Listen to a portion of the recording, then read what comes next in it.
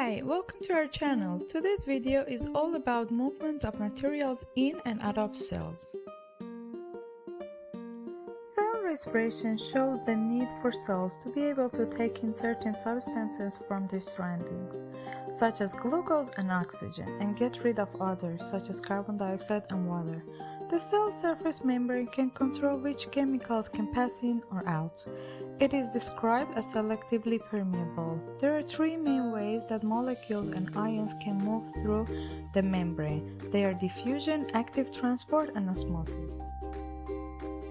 Many substances can pass through the membrane by diffusion. Diffusion happens when a substance is more concentrated in one place than other.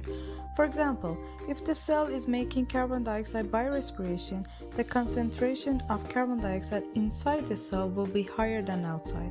The difference in concentration is called a concentration gradient. The molecules of carbon dioxide are constantly moving about because of their kinetic energy. The cell membrane is permeable to carbon dioxide, so the molecules can move in either direction through it.